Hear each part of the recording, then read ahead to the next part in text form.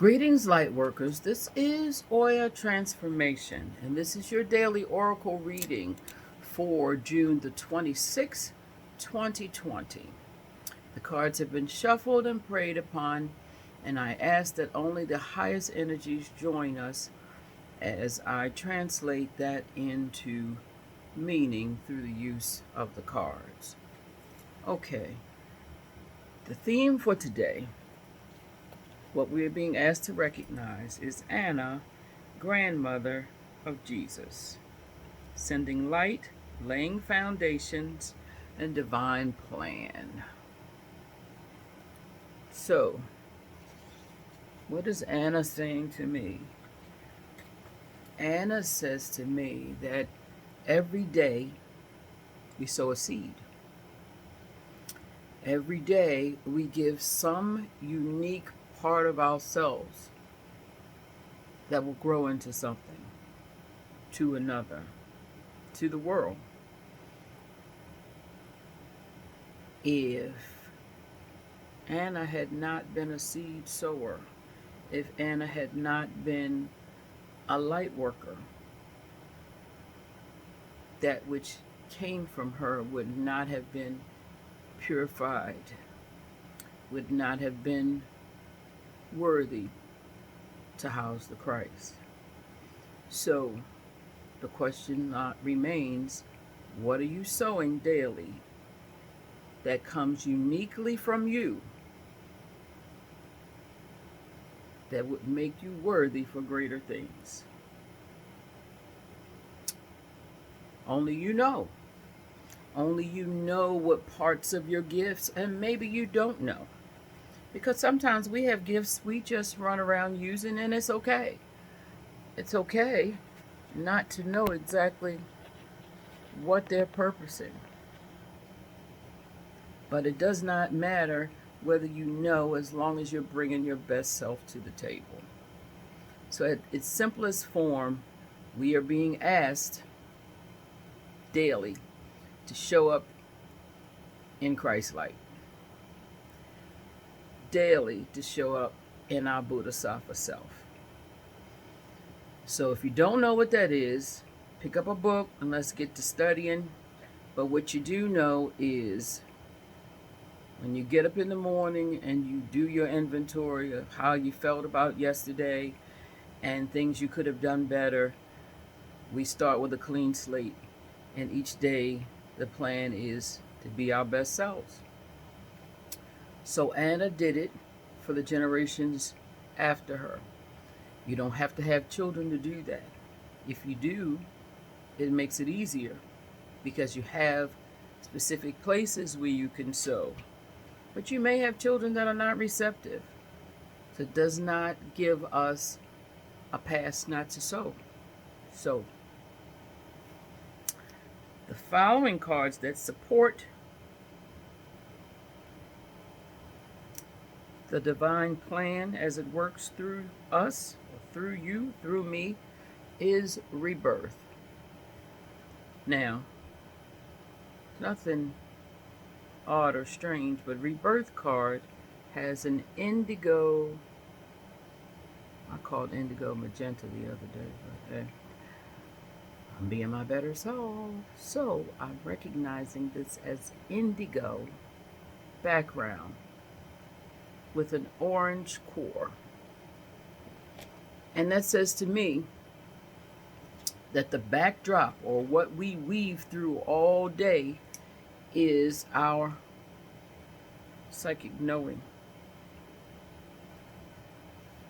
Some of us spend more time working on better knowing, but we all were born with a knowing. And the core of that, the core that sits in the middle of this card, is orange, which speaks to the sacral chakra from which we create. But recognize that all around that orange is the third eye. So in all things that we create, we are being asked to see it through a single eye. see it through our God self. And are we creating from our greater knowing, or are we creating haphazardly? That's always the question. Search high and low and look at what I'm creating. And am I creating something I would be proud of? Because by our words we create. Mind your mind so that your words are representing what you would like to see in the world, or what you hope the world would embody, what you hope the world would at some point be better with.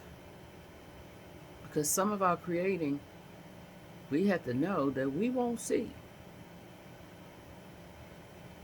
That as we get older, we recognize that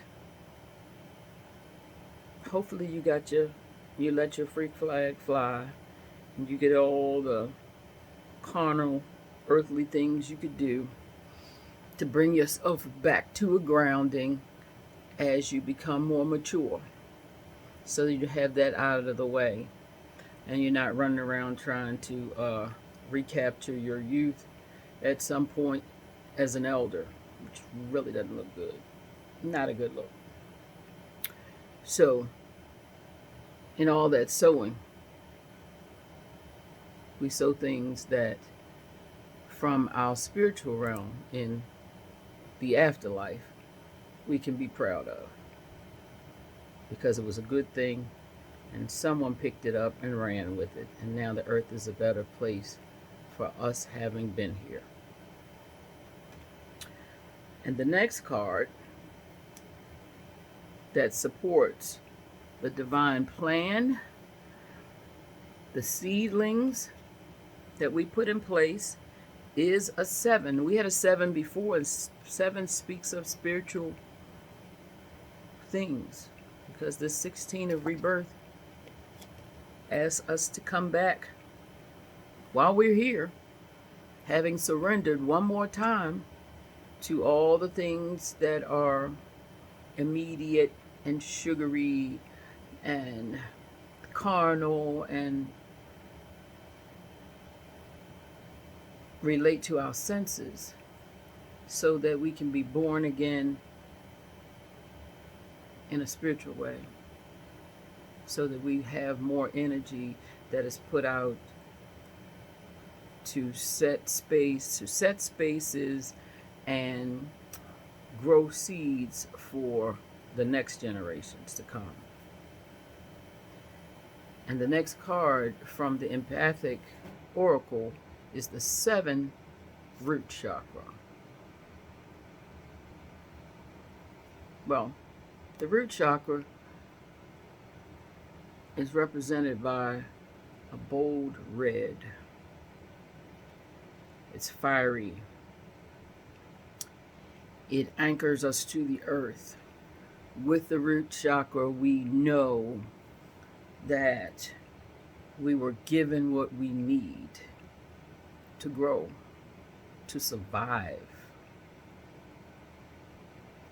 And in this time where all kinds of things are going on, and we're still relatively new out of the social distancing piece, and really not out of it, because as the people protest, they're not social distancing, they're not wearing masks. That's the people on both sides. Those that are saying, hey, more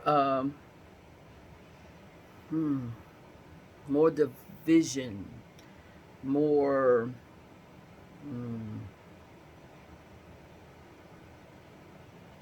let me just say it, more white supremacy. We don't want to let it go. And we're not recognizing the loss of brown and melanated people as an issue. As they come together, the bug's going to grow.